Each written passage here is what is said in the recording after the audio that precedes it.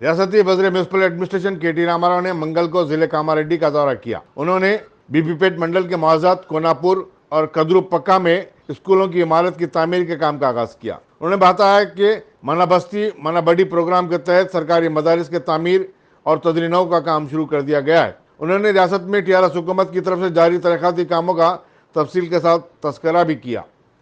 నిజానికి ఎప్పుడు కూడా అనుకోలేదు, చిన్నప్పటి నుంచి విన్నాను పోసాన్ పల్లె గురించి మా నాయనమ్మ చెప్తుంటే, ఇంట్లో ఇతరులు చెప్తుంటే విన్నదే తప్ప చూసింది ఎప్పుడు లేదు. దగ్గరికి బీబీపేట మండలానికి వచ్చినప్పుడు, బీబీపేట మండల కేంద్రానికి వచ్చినప్పుడు, గతంలో పంచాయతీరాజ్ మంత్రిగా ఉన్నప్పుడు గ్రామ జ్యోతి కార్యక్రమంలో ఇక్కడనే ఆనాడు బీబీపేటలో ప్రారంభించుకున్నప్పుడు కూడా దగ్గర దాకా వచ్చి కూడా ఇక్కడికి రాలేకపోయినా, కానీ ఎప్పుడైతే रियासती वज़ीर सेहत टी हरीश राव ने जिले महबूबाबाद में डिस्ट्रिक्ट हॉस्पिटल की इमारत का संग बुनियाद रखा। बादशाह जलसे से खिताब करते हुए वज़ीर सेहत ने कहा कि बीजेपी और कांग्रेस दोनों जमातें तेलंगाना के विकास को नुकसान पहुंचा रही है। वज़ीर सेहत ने जिले में एक मेडिकल कॉलेज का भी संग बुनियाद रखा। उन्होंने बताया कि रियासती हुकूमत ने तेलंगाना में मेडिकल कॉलेजों की तादाद को बढ़ाकर अब 33 कर दिया है। रुकन असेंबली शंकर नायक ने अर्बन प्राइमरी हेल्थ सेंटर की पुख्ता इमारत तामीर करने की दरखास्त की। అద్భుతంగా మనం చేసుకోవడం జరిగింది। ఈ రోజు మన మెడికల్ కాలేజీ 550 కోట్ల రూపాయలతోని మెడికల్ కాలేజీకి శంకుస్థాపన చేసుకోవడం అంటే చిన్న మాట కాదు। నిజంగా మెడికల్ కాలేజ్ అనేది మీరు ఒక్కసారి ఆలోచించండి, ఇది అయ్యేదేనా? ఎప్పుడు అసలు తెలంగాణ రాకముందు మొత్తం తెలంగాణలో సమైక్య రాష్ట్రంలో 3 అంటే 3 మెడికల్ కాలేజీలు వచ్చినాయి। 75 ఏళ్లు కాంగ్రెస్ వాళ్ళు పరిపాలించిండ్రు, తెలుగుదేశం వాళ్ళు పరిపాలించిండ్రు। 75 ఏళ్లలో తెలంగాణలో వచ్చినాయి 3 అంటే 3 మెడికల్ కాలేజీలు। ఒకటి నిజామాబాద్, ఆదిలాబాద్, మన వరంగల్। మొత్తం 75 ఏళ్లలో 3 కాలేజీలు పెడితే 7 ఏళ్లలో 33 మెడికల్ కాలేజీలు పెట్టిన ఘనత కేసీఆర్। ఏం కోరుకున్నాడు కేసీఆర్ గారు? మా పిల్లలు డాక్టర్లు చదువుకోవాలి, మా ప్రజలకు వైద్యం అందుబాటులో రావాలి, మా ప్రజలు ప్రైవేట్ ఆసుపత్రులకు పోకుండా సర్కారు దవాఖానాలలో ఉచిత వైద్యం అందాలి, కార్పొరేట్ వైద్యం అందాలని ఇలా ముఖ్యమంత్రి గారు కోరుకుంటున్నారు। అందుకే మీరు ఒక్కసారి ఆలోచించండి, ఒకనాడు తెలంగాణ రాకముందు మొత్తం ప్రభుత్వ కాలేజీల్లో ఉండే మెడికల్ కాలేజీ సీట్లు 700 మాత్రమే ఉండే। ఇవాళ టీఆర్ఎస్ ప్రభుత్వ 7 ఏళ్ల పరిపాలనలో ఈ 7 ఏళ్లలో 2840 మెడికల్ కాలేజీకి పెంచుకున్నాం। 700 సీట్లను 2840 ఎంబీబీఎస్ సీట్లుగా మార్చుకున్నాం। రాబోయే 1-2 సంవత్సరాల్లో తెలంగాణ రాష్ట్రంలో ఎంబీబీఎస్ సీట్ల సంఖ్య ప్రభుత్వ కాలేజీల్లో 5420కి పెరగబోతా ఉంది। అంటే 75 ఏళ్లలో మీరు 700 పిల్లలు చదువుకోవడానికి అవకాశం ఇస్తే 7 ఏళ్లలో 5420 మంది పిల్లల్ని ప్రతి సంవత్సరం ప్రభుత్వ కాలేజీల్లో డాక్టర్లు చేసిన ఘనత టీఆర్ఎస్ ప్రభుత్వాన్ని, ముఖ్యమంత్రి కేసీఆర్ గారు। అంటే పిల్లలకు చదువు రావాలి, మా ట్రైబల్స్ మా గిరిజనులకు అద్భుతంగా డాక్టర్లుగా ఎంబీబీఎస్ గా చదువుకునే అవకాశం ఇలా మన ముఖ్యమంత్రి గారు కల్పిస్తా ఉన్నారు। ఇలా 5420 సీట్లలో మనకు రిజర్వేషన్ వస్తే ఎంతో మంది డాక్టర్లుగా ఇదే మహబూబాబాద్ లో చదువుకునే అవకాశం వస్తుంది। एनएसयूआई के रियासती सदर बी वेंकट और उनके दीगर 17 साथी कारकुनों की जमानत मिलने पर चंचोड़ा जेल से रिहाई अमल में आई। बी वेंकट को राहुल गांधी के जामिया उस्मानिया में प्रोग्राम की इजाजत न देने के खिलाफ वाइस चांसलर के दफ्तर पर धरना देने के सिलसिले में गिरफ्तार किया गया था। उन पर एक खातून पुलिस कांस्टेबल के साथ बदसलूकी करने का भी इल्जाम है। వస్తే కూడా మా నాయకులు కూడా ములాఖాత్ చేయకుండా అడ్డుకొని గవర్నమెంట్ కావాలని చెప్పని నిరంకుశ పాలన చేసింది। ఇప్పటికీ 3 సార్లు జైల్లో పెట్టిరు, అయినా వెనక్కి పోయేది లేదు। ఎన్ని జరిగినా విద్యార్థుల పక్షాన, నిరుద్యోగుల పక్షాన, తప్పనిసరిగా కాంగ్రెస్ పార్టీ పక్షాన, ఎన్ఎస్ఓ పక్షాన ముందుండి విద్యార్థుల కోసం మా పోరాటం కొనసాగిస్తాం। ఇప్పటికైనా ముఖ్యమంత్రి గారు చెప్తున్నా, ఈ నిరంకుశ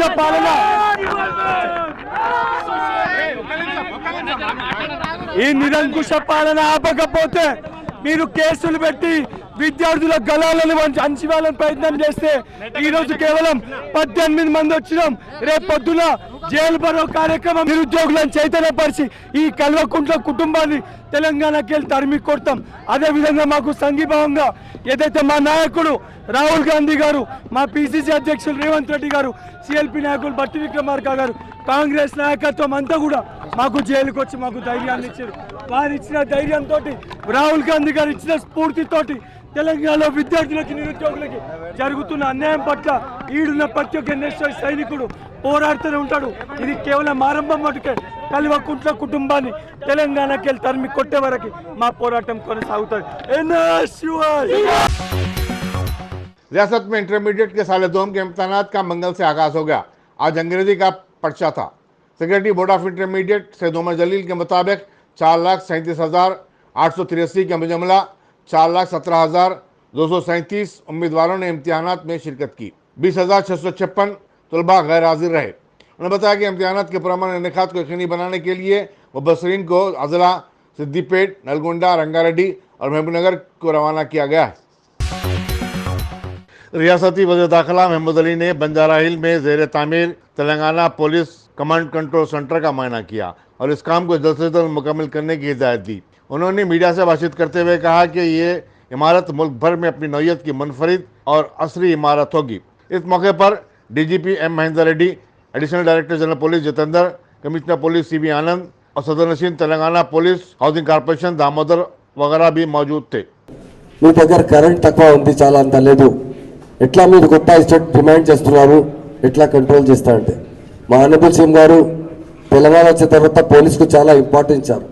ఆ టైం అంటే తెలంగాణ వచ్చే ముందు కొంచెం లెక్సిజం బి ఉంది. ఇక్కడ మొత్తం సఫాయి చేసిన అంటే మా ఆనరబుల్ సీఎం గారు చాలా బాగా ప్లానింగ్ చేశారు. సీఎం గారు పోలీసులు అంటే చాలా మంచి పవర్ ఇచ్చారు.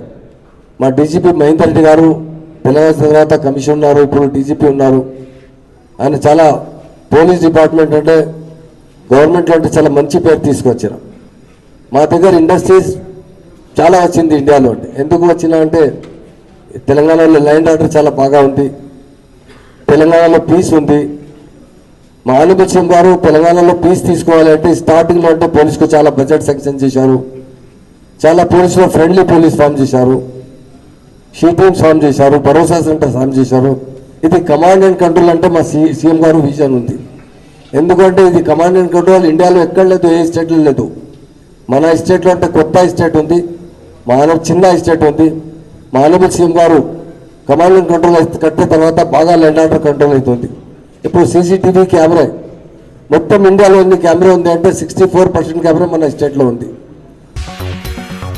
मलकपेट के मजलिसी रुकन असम्बली अहमद बल्लाला ने हम्माल बस्ती लैन आसमानगढ़ में सूरज लाइन की तनसीब के काम का आगाज किया। उनकी हमरा सईदाबाद के कॉर्पोरेटर सरगम मजलिसी कायदीन और कारकुनों की बड़ी तादाद थी। अहमद बल्लाला की मकामी आवाम ने बकसरत गुलपोशी भी की। Telangana NGOs union Hyderabad district के कायदीन ने सदर एसएम हुसैनी मुजीब की क़यादत में दफ्तर हज हाउस नामपल्ली पहुंचकर नौमुंतखब सदरनशीन रियासती वक्फ बोर्ड मसीउल्लाह खान और नौमुंतखब सदरनशीन हज कमेटी मोहम्मद सलीम से मुलाकात की और उनके इंतखाब पर उनकी गुलपोशी की। उन्होंने इन दोनों इदारों में काम करने वाले एनजीओस के मुतालबात पर मबनी एक यादाद भी पेश की। राजेंद्र नगर में एक चलती कार में आग लगने का वाक़या पेश आया, ताहम इसमें कोई जख्मी नहीं हुआ। ड्राइवर इंजन में आग के शोले निकलते देखकर ही कार से उतरने में कामयाब रहा। ये कार मेहदीपट्टनम से मोइनाबाद जा रही थी। करीबी फायर इंजन ने मकाम वाक़ा पर पहुंचकर आग पर काबू पाया।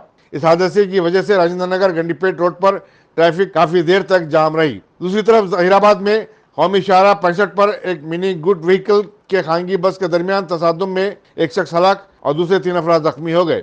ये हादसा मंगल की सुबह जहीराबाद टाउन के करीब पेश आया।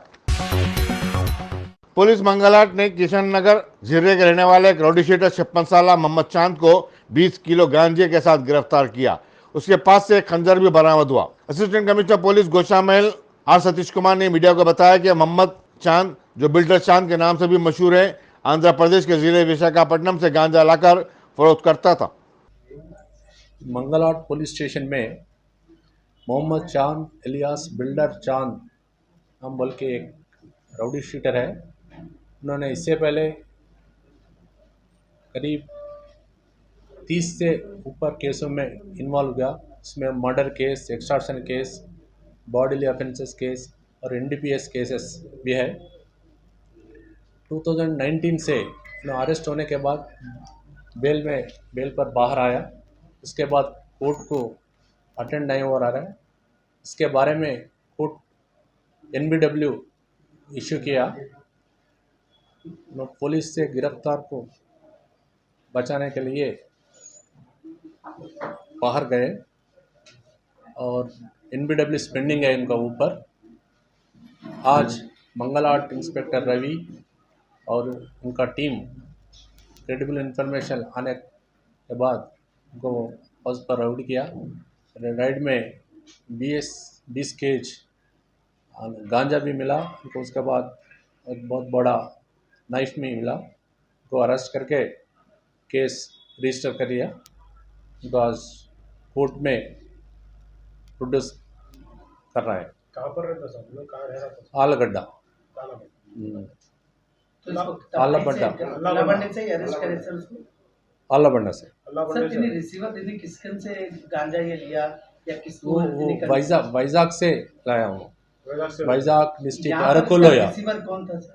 वो रिसीवर नहीं है, वो छोटे छोटे पैकेट करके बेच रहा है। सर इसके कितने केसेस है इसके ऊपर? 33 केसेस है। सर ये इंडिविजुअल काम करता था या कुछ एसोसिएशन से यहाँ ज्वाइन? इंडिविजुअल है। कितने NBW है साहब इसके ऊपर? 3। जलपल्ली तालाब में तैराकी के दौरान एक 19 साल लड़के मोहम्मद बिन उमर की मौत हो गई। बताया जाता है कि दबीरपुरे के 3 नौजवान इंस्टाग्राम पर फोटो अपलोड करने की गर्ज से पीर की शाम तालाब को आए थे। पुलिस ने लाश को बरामद किया और आगे की तहकीकात में मसरूफ है।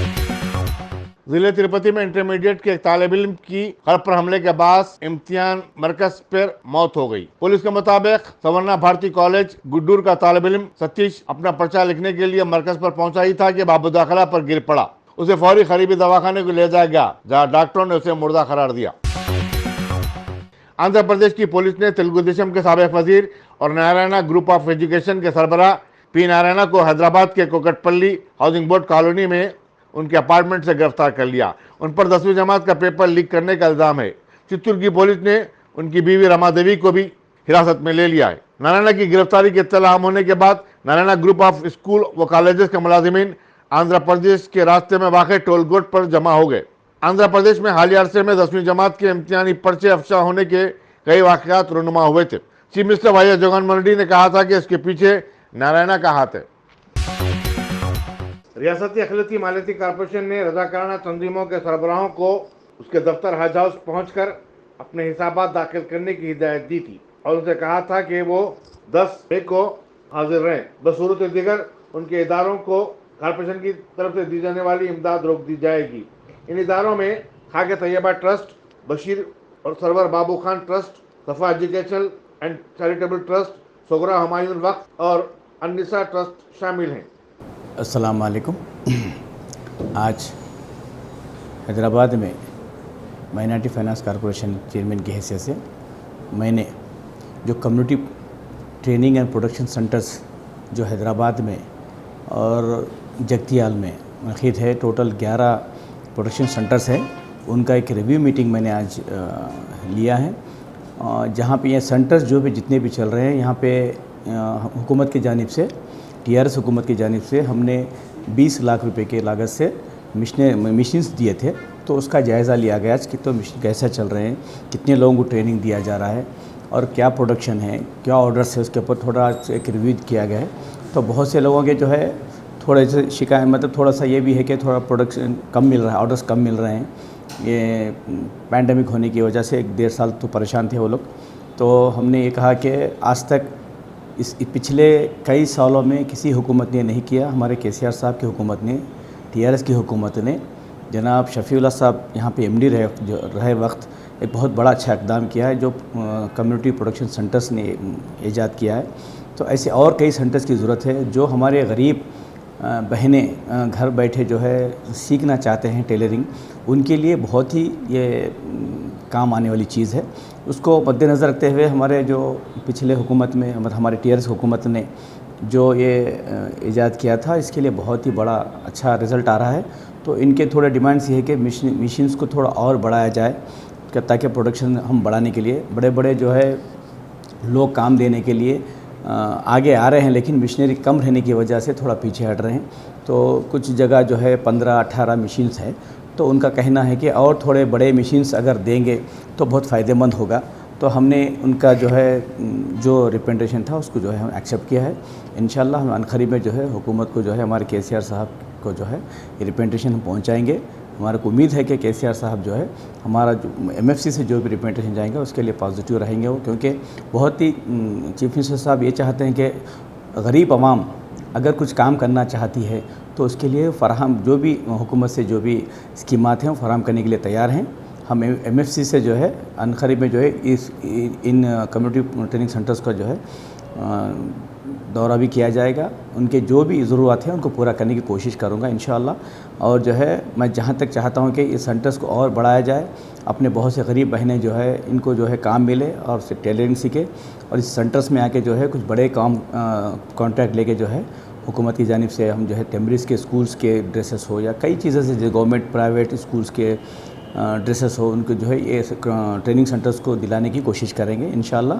ये जो आज मौका दिया गया है मैं सबका शुक्रिया अदा करता हूँ। जय KCR, जय तेलंगाना। किशनबाग में ज़ेरे ज़मीन केबल की तनसीब का काम जारी है। मुताल्लिका कॉर्पोरेटर सनी पाशा ने JSMC और बरकी बोर्ड के अहदेदारों के साथ इस काम का जायजा लिया। उन्होंने उम्मीद जाहिर की कि इस काम की तकमील के बाद इलाके में बरकी की सरबराही के बार बार मुनक़ता हो जाने का मसला हल हो जाएगा। किशनबाग डिवीज़न का दौरा किया। मैं बैरिस्टर असदुद्दीन अवैसी साहब का, मौजूम खान साहब का शुक्रिया अदा करता हूँ। मेरे साथ इब्तदाई सदर मोहतमुद्दीन सब मौजूद थे, AE साहब, डिप्टी साहब, सबका GSMC ऑफिसर्स का शुक्रिया अदा करता हूँ, क्योंकि डिसल्टिंग का काम होना ज़रूरी था। ख़ासतौर पे AE साहब मेरे साथ है, उनका शुक्रिया अदा करता हूँ, और डिप्टी साहब का भी। और एक नया काम स्टार्ट हुआ अंडरग्राउंड केबल का, क्योंकि बार बार कुतुब शाही मस्जिद की लाइट चली जा रही थी। ख़ास तौर पे जुम्मे के दिन प्रॉब्लम बहुत हो रहा था, तो आज केबल का काम कराया गया है किशनबाग डिवीज़न में। मैं MLA बहादुरपुरा नवाब साहब का ख़ास तौर पे फिर एक बार शुक्रिया अदा करता हूँ।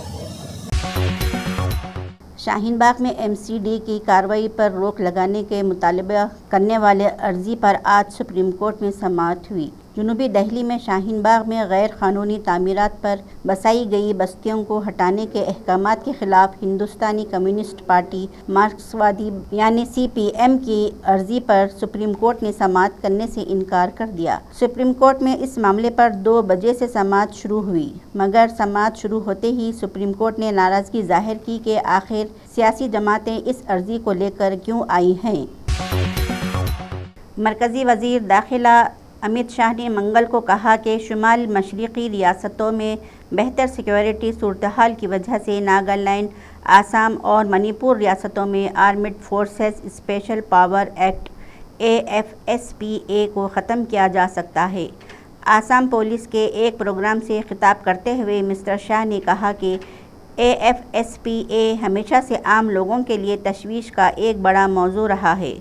NDA हुकूमत के पिछले 7 बरसों में सिक्योरिटी की सूरत हाल में नुमाया बेहतरी आई है, जिसके नतीजे में नागालैंड, मणिपुर और आसाम के 23 अजला से AFSPA को हटा दिया गया है। दिल्ली के चीफ मिनिस्टर अरविंद केजरीवाल ने पंजाब के मोहाली में धमाके को ऐसे लोगों की बुज़दिलाना कार्रवाई करार दिया है जो रियासत में अमन व अमान को ख़राब करना चाहते हैं।